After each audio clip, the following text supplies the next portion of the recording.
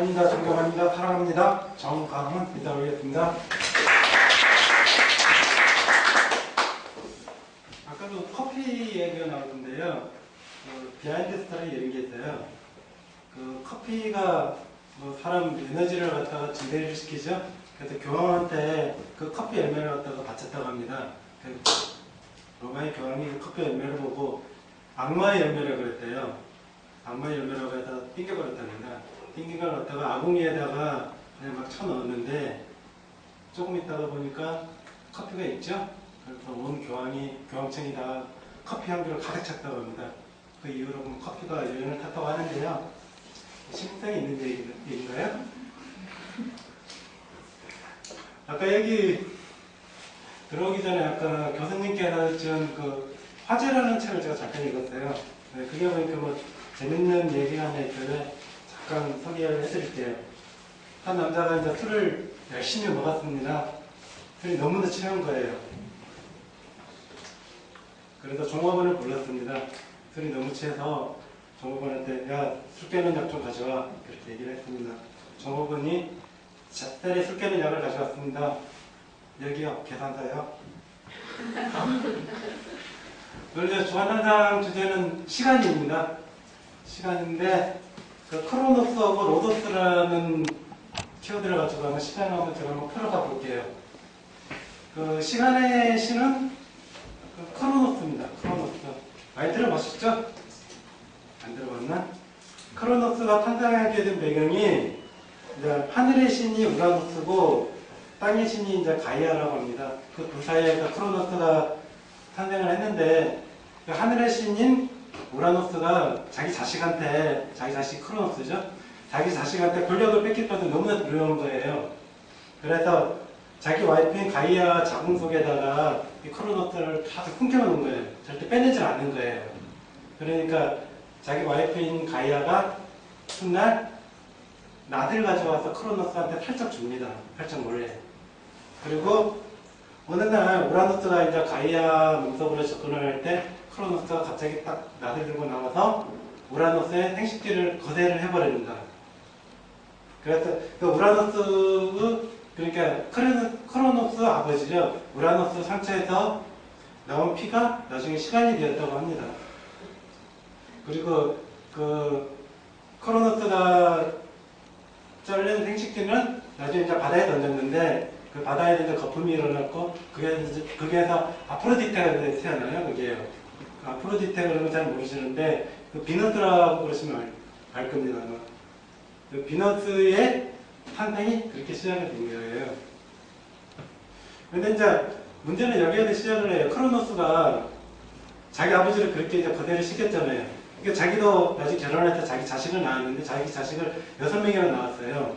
6명이나 낳았는데 자기 자식이 부러운 거예요. 그래서 자기 자식을 낳자마자 자기가 다 삼켜버립니다. 다 삼켜버리는데 여기에서 시간의 탄생과 함께 시간의 운명이 정해집니다. 시간은 모든 것을 먹어치운다가 첫 번째 시간의 정의입니다. 다 먹어치웠죠? 우리 기억도 먹어치우고 우리 젊음도 먹어치우고 우리 사람도 먹어치우고요. 다 먹어치웠는데 가만히 생각해보니까 추억은 남더라고요. 먹어치우면 먹어치울수록 추억이 남잖아요.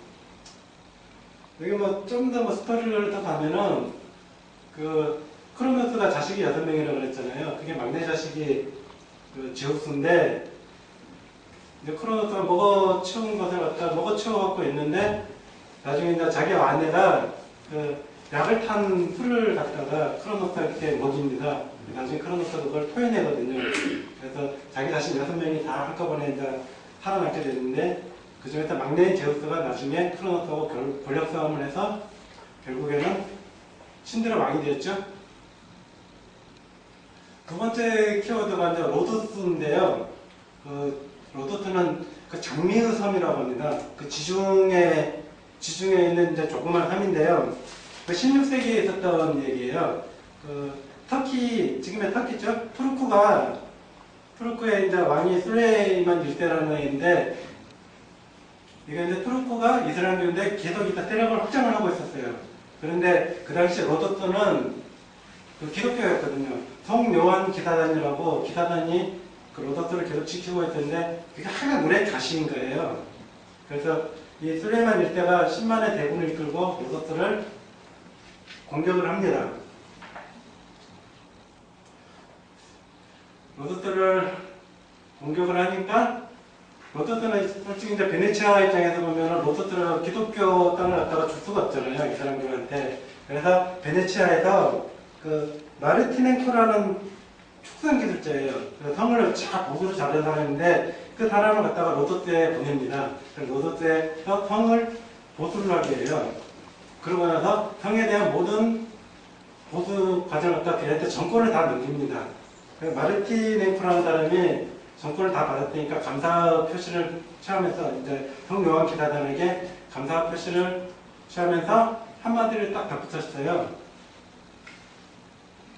아무리 난공불락의 성이라도 시간은 항상 공격하는 자의 편이다. 그런 말 했습니다.